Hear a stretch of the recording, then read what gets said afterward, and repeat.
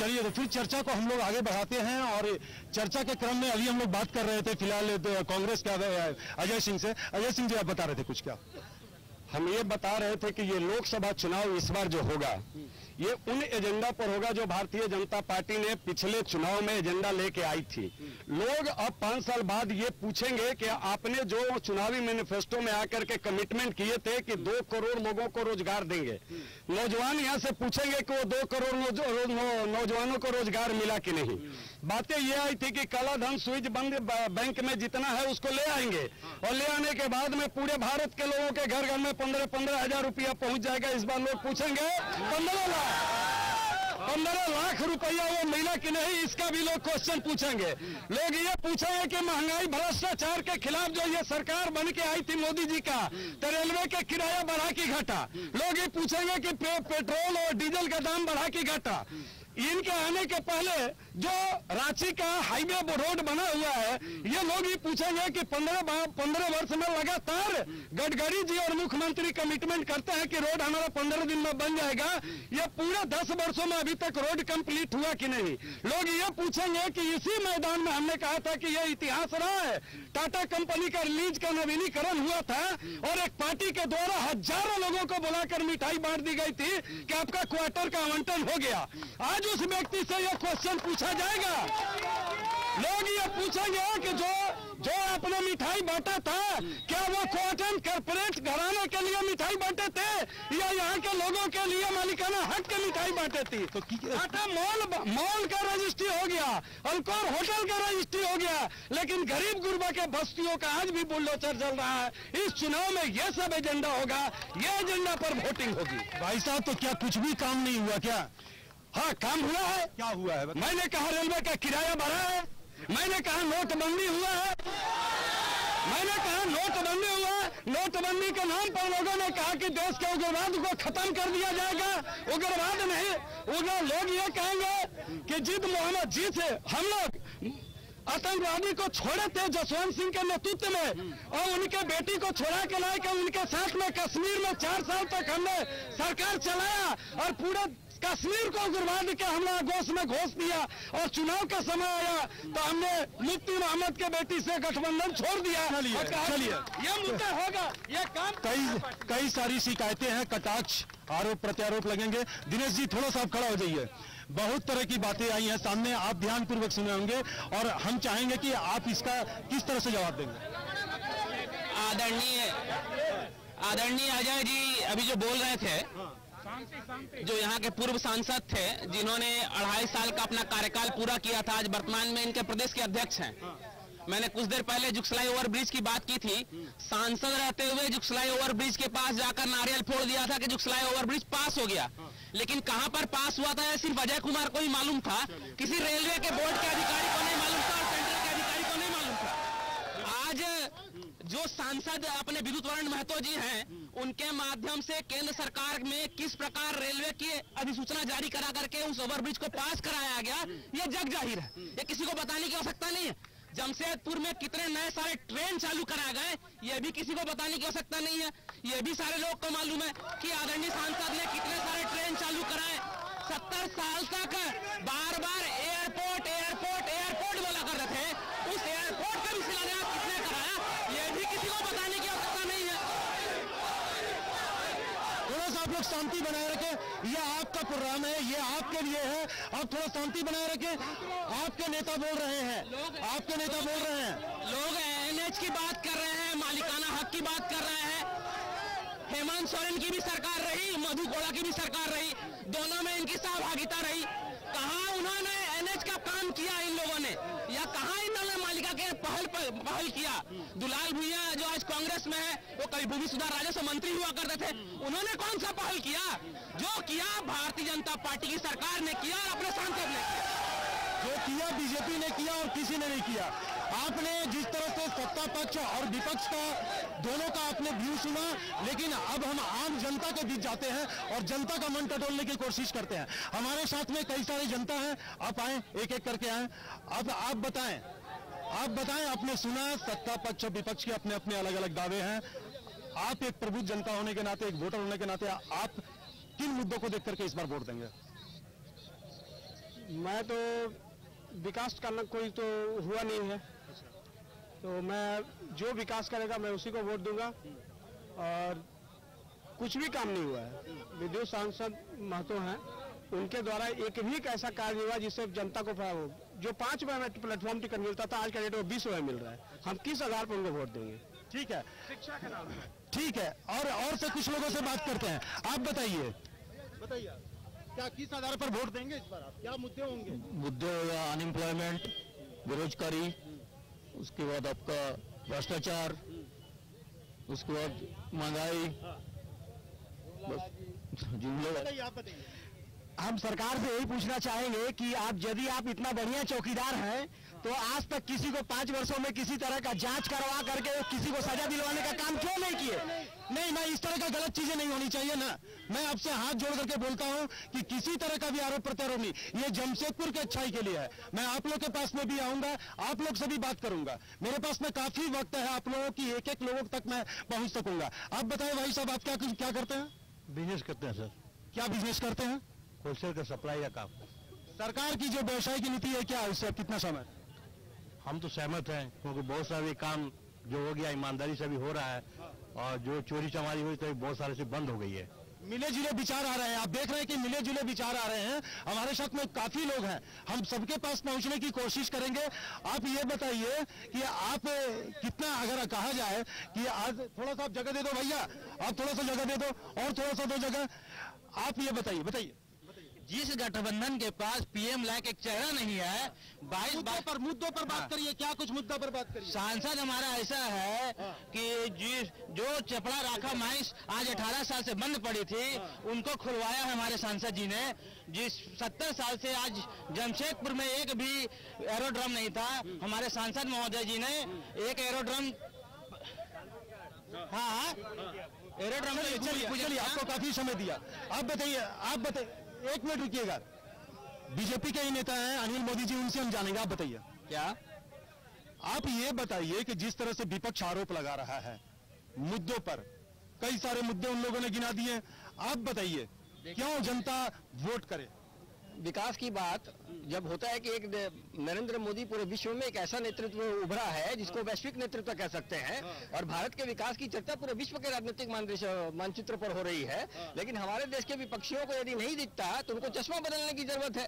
चश्मा 2 तरीके का होता है, एक जो साफ दिखता है, काला दिखता है। हमारे विपक्षी मित्र काला चश्मा लगाकर देखते हैं तो उनको विकास नहीं दिखता। मैं 4 पंक्तियां जरूर कहूंगा कि चमन को संवारने में झुलस गई जो कुछ पत्तियां, हम पर लगा है इल्जाम चमन से बेवफाई का, और जिन्होंने अपने हाथों से उजाड़ दिया पूरा गुलशन, वही दावा करते हैं चमन की रहनुमाई का। इस पर एक शेर आया है, चमन उजाड़ दिया है जी। क्या कहेंगे आप? चमन उजाड़ दिया गया बोला जा रहा है। अरे क्या, वो तो आवाजें नहीं आ रही कि क्या बोले। आप बताइए क्या, किस तरह से जवाब देंगे? आप बताइए। देखिए, एक बात इस विषय में, इसी मैदान एक गवाह है कि टाटा लीज की जमीन को हम देंगे, लेकिन इस शहर को हमारे राज्य के नेता, राज्य के अभी वर्तमान मुखिया 2 भागों में बांट दिए। एक भाग में बिरसा नगर बागुनहातू के लोगों को टाटा लीज से अलग किया, वो भी अधर में, और पूरे छाया नगर, चंडी नगर, लाल भट्टा, बाबूडी, निर्मल नगर, कानू भट्टा, इंदिरा नगर, सारे बत्ती, यहाँ तक कि जो रघुवर नगर बनाए हैं वो भी आज टाटा लीज के अंदर है। तो हम ये पूछते कि शहर को 2 पार्ट में यहाँ के नेता क्यों, भाजपा के नेता बांटे हैं? दूसरा, पहला और दूसरा एक विषय है, आज एमजीएम हॉस्पिटल की क्या स्थिति है, सारे लोग सब विदित है। आज केबल कंपनी, राज्य में इनकी सरकार, केंद्र में इनकी सरकार, तो क्या देश का प्रधानमंत्री बन जाओगे तब करोगे, बन जाओगे? ठीक है, पहला। दूसरा कि आज तक यहाँ के सांसद ने केबल कंपनी के बारे में क्यों नहीं उठाया मुद्दा? दूसरी बात है, टायो कंपनी के मजदूर की स्थिति क्या है? वे लोग रोड में भीख मांग रहे हैं, रोड में बदन खोल करके घूम रहे हैं, लेकिन उनका सुनने वाला कोई नहीं। एक और ये क्षेत्र असंगठित क्षेत्र है, लेकिन इस क्षेत्र में जो है आज तक कोई भी भारतीय जनता पार्टी का लीडर टाटा स्टील के खिलाफ, टाटा मोटर्स के खिलाफ, टिलपेट कंपनी के खिलाफ और टायो कंपनी के खिलाफ किसी कंपनी के अधिकारियों के विरुद्ध लोगों ने एक आवाज तक नहीं उठाई। लेकिन आपने मजदूरों का, आज मजदूरों की हालात क्या है? आज लोग असहाय है। केवल आप दिल्ली के नाम पर दिल्ली पालने से कुछ नहीं होगा। लेकिन स्वास्थ्य में तो मोदी जी ने आयुष्मान भारत लाया, गरीबों को उसमें सुनिए, उसमें भी त्रुटि है। बीपीएल के नाम पर जिसके पास बीपीएल कार्ड होगा उस पर होगा और दूसरे के ऊपर नहीं होगा। या चुन करके लोगों को आयुष्मान भारत का सदस्य बनाया गया है। आज क्या स्थिति आज पूरे क्षेत्र में, जिस प्रकार बुलडोजर गरीबों की छाती पर चला, ये पूरी दुनिया देखी। लेकिन डेवलपमेंट भी तो चाहिए ना। बिल्कुल नहीं, डेवलपमेंट के नाम पर गरीबों की छाती पर नहीं, पीएम मॉल में चलना चाहिए, ठीक है, अल्कोर होटल में चलना चाहिए। वहाँ के लोगों के साथ में शिष्टाचार, यहाँ के लोगों के साथ भ्रष्टाचार। लेकिन वैसे लोगों को तो मकान भी मिल रहा है ना। बिल्कुल नहीं, 7 लाख रुपए में मकान, 6 लाख रुपए मकान, मैं दावे के साथ कह सकता हूँ। आप किसी को बुला लीजिए एक्सपर्ट को, और मकान केवल 3 लाख में निर्माण हो सकता है, 1 रूम और 1 बरामदा। आप किसी भी रजिस्ट्रार को बुला सकते हैं। आज सरकार खोखला हो चुकी, सरकार के पास पैसा नहीं है। वो इस प्रकार इंदिरा आवास योजना के नाम पर लोगों से, गरीबों से पैसा वसूलने का ये नया अभियान चलाई है। बात करते हैं, अभी तुरंत बात करते हैं, इस पर जवाब ले लेते हैं थोड़ा सा छोटा सा। चंद्रशेखर जी बताइए आप बताइए। जहां तक अभय जी ने कहा कि 2 भाग में जमशेदपुर है, ये तो मान के चला जाए कि 2 भाग में एक कमांड एरिया है, एक में बस्तियां है। 2005 में जब लीज समझौता हुआ था तो 1900 एकड़ जमीन को लीज से बाहर किया गया था। तो 2005 में जो बस्तियां बनी थी वो लीज से बाहर है, और उसके बाद जो बस्तियां बनी वो लीज से बाहर नहीं है। तो ये जवाब तो हो गया कि वो बिरसा नगर नहीं है। इस क्षेत्र के भी बहुत सी ऐसी बस्तियां हैं जो लीज से बाहर है। 2005 के बाद जो बनी वो लीज से बाहर नहीं है। जहां तक आयुष्मान भारत के सवाल में उन्होंने कहा है, तो ये चालू हुआ है और मैक्सिमम लोगों की इसकी सुविधा मिल रही है। नया स्कीम है, इसको जानने में, समझने में लोगों को दिक्कत हो रही है, लेकिन समय लगेगा, लेकिन ये चालू है, लोगों को इसका परिणाम मिल रहा है। दूसरा रहा कि राजनीति में, मैं थोड़ा स्पष्ट करता हूँ कि राजनीति में विकास के नाम पर, मुद्दों के नाम पर राजनीति होनी चाहिए, लेकिन आजकल ऐसा लग रहा है कि राजनीति में वो पक्ष हो या विपक्ष हो, दोनों में कहीं खामियां आई है। लेकिन लोग मने व्यक्तिगत आरोप लगा रहे हैं प्रधानमंत्री पर। अगर कोई यह कहे कि वह चोर है तो ये देश के लिए बहुत ही शर्म की बात है कि, एक मिनट, ये देश के लिए बहुत ही शर्म की बात।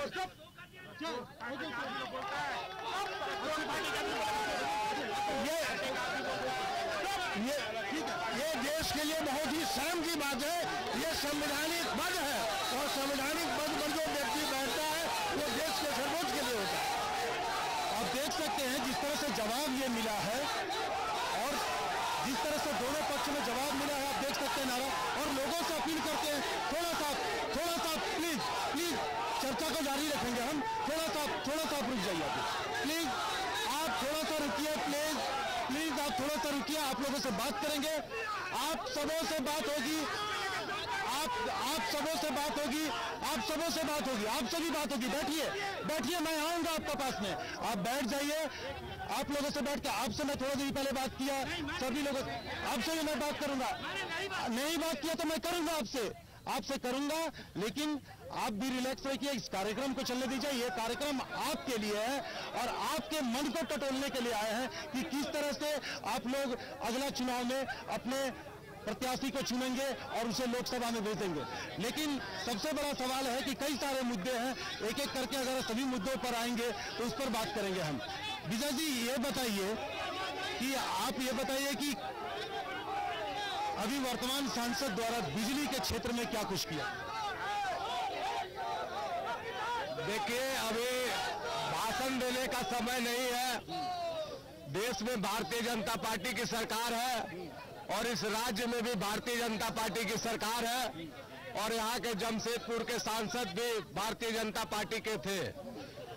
इसलिए आज जनता बहुत ही जागरूक है और आज यहाँ के सांसद के कार्यों का वह मूल्यांकन कर रही है, सरकार के कार्यों का मूल्यांकन कर रही है। और हम यह बताना चाहते हैं कि अगर हमारे देश में 2 करोड़ युवाओं को रोजगार मिला है तो युवा वोट करेंगे भारतीय जनता पार्टी को, अन्यथा नहीं करेंगे। इसी तरह से आप शिक्षा के क्षेत्र में चले जाइए, पूरे राज्य में जनसंख्या बढ़ रही है, ज्यादा से ज्यादा स्कूलों का खुला जाना चाहिए सरकार के द्वारा, लेकिन इस झारखंड सरकार के द्वारा स्कूलों का विलय किया जा रहा है। एक गांव के बच्चे को 5 किलोमीटर के दूसरे स्कूल में भेजने का काम किया जा रहा है। पारा टीचर के साथ ज्यादती हो रही है, पारा टीचर को वेतन नहीं मिल रहा है, और जो दारू दुकान जो खुला हुआ है उसमें काम करने वाले लोगों को 20,000 वेतन मिल रहा है, और यहाँ के पारा टीचर को 8,000 मिल रहा है। निश्चित रूप से जमशेदपुर की जनता भारतीय जनता पार्टी से हिसाब लेगी। इसके पहले भी जब भी महागठबंधन का हमारा उम्मीदवार हुआ है, भारतीय जनता पार्टी को हराने का काम किया है। ठीक है, ठीक है, बैठिए बैठिए बैठिए। अभी जनता का कुछ व्यू लेते हैं, जनता का कुछ व्यू लेते हैं, जनता का कुछ व्यू लेते हैं। आप लोग थोड़ा और पीछे चलिए, तभी बातचीत होगी। मैं जिनको बुलाऊंगा एक एक लोग को देखिए, देखिए, एक मिनट रुकिए। आप एक चीज आप बताइए, क्या कहना चाह रहे हैं आप? मैं युवा हूँ और देश का एक सच्चा युवा का यही जिम्मेदारी होता है कि जवान को पर सवाल नहीं उठना चाहिए। देश का जवान पर भी उंगली उठाने वाला कांग्रेस पार्टी है, जिस पर भी विचार करता सर्जिकली कई तरह की बातें आ रहे हैं, करंट अफेयर से जुड़ी हुई बातें आ रहे हैं। हम कुछ और से बात करते हैं। जी बताइए कि आप कौन से मुद्दों को लेकर के, कहा जाए तो कौन से मुद्दों को लेकर के आप इस बार वोट देंगे? मैं ये कहना चाहूंगा कि भारत के इतिहास में अब तक ऐसा प्रधानमंत्री नहीं हुआ है। 70 साल कांग्रेस ने राज किया, केवल लूटने का काम किया। अभी देश का एकमात्र नरेंद्र मोदी ऐसे प्रधानमंत्री हुए जिन्होंने पूरी दुनिया में भारत का नाम रोशन किया है।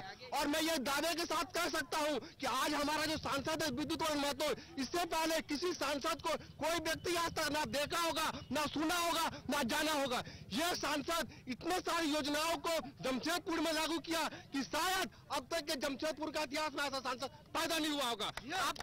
आप मुद्दों की बात करेंगे, मैं कम से कम 100 योजना गिना सकता हूँ, चाहे जितनी भी योजना हो जो सांसद ने किया है वो अभी तक जमशेदपुर का इतिहास में नहीं हुआ। ये मैं दावे से आप बताइए क्या कहना चाहते हैं, बताइए।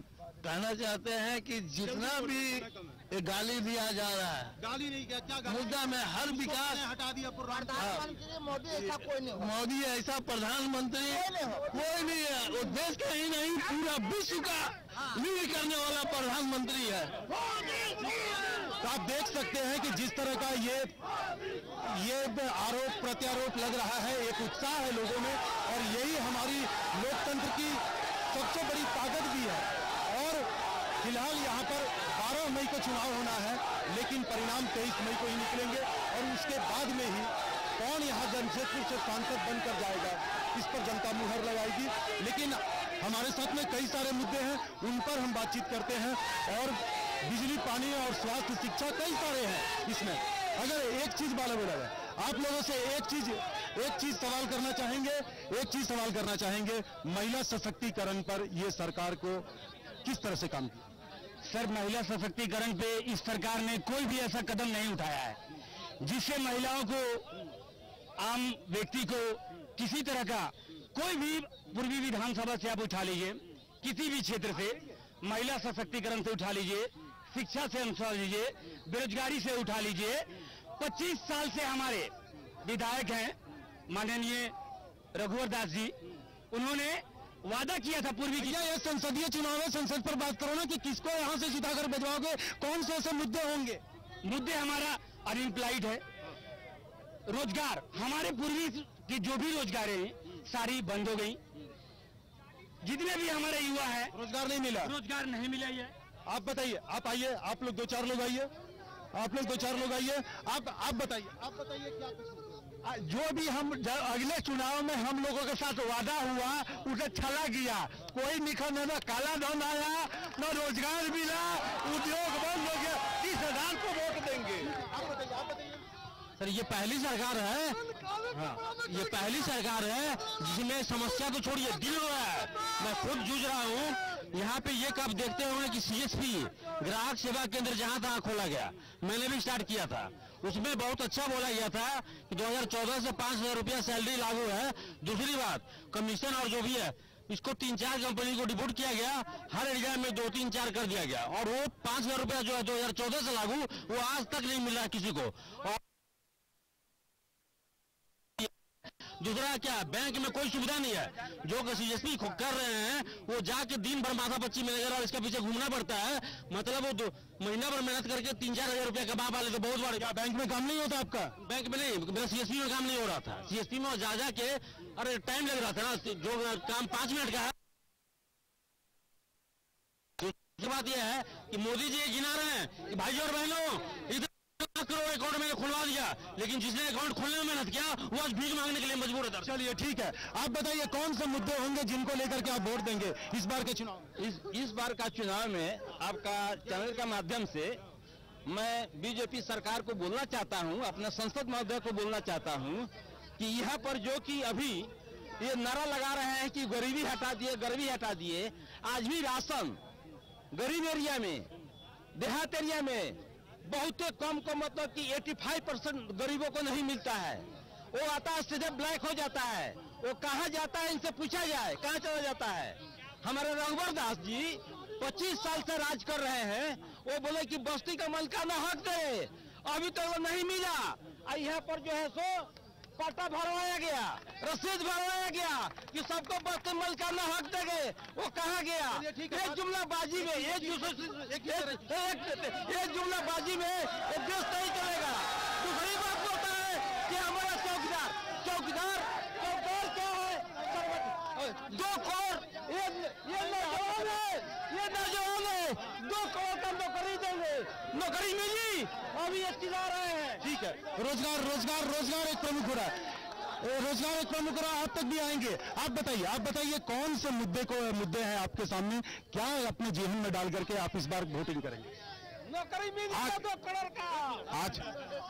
आज की सबसे बड़ी बात है कि हमारे खाली जमशेदपुर नहीं, सारे देश में एक ही 3 मुद्दा चल रहा है। एक शिक्षा, एक बेकारी और एक किसी, 3 मुद्दे को लेकर हम लोग इस देश के जो नया प्रधानमंत्री बनेंगे, चाहे वो कोई भी बने, उस पर हम लोग वोट करेंगे। इसलिए आज का जो देश का मुद्दा है, लोगों ने बहुत कुछ कहा है। हमारे प्रधानमंत्री जी बहुत कुछ वादा किए थे, जो आज के दिन में वो जमीनी स्तर पर कहीं दिखाई नहीं दे रहा है। हाँ, बीजेपी वाले के पास काफी पैसा है, उन लोगों को पैसा देकर भीड़ जमाते हैं और बोली बोलते हैं। ये बात सब जनता जानती है, इसी के ऊपर लोग वोटिंग करेंगे। आपने सुना किस तरह से जनता अपने मन की बातों को कह रहे हैं। हम अभी कई सारे लोग हैं यहाँ पर, काफी भीड़ बढ़ रही है लोगों की, वे लोग भी यहाँ पर पहुंच रहे हैं। लेकिन उसके पहले एक ब्रेक लेते हैं और ब्रेक के बाद में मिलेंगे, तमाम लोगों से बातचीत करेंगे और क्या कुछ मुद्दा है इस बार का, क्या कुछ मुद्दा इस बार उनके जेहन में है, ताकि जो चुनाव होगा उस चुनाव में आकर के लेंगे। ब्रेक के बाद में मिलते हैं आपसे।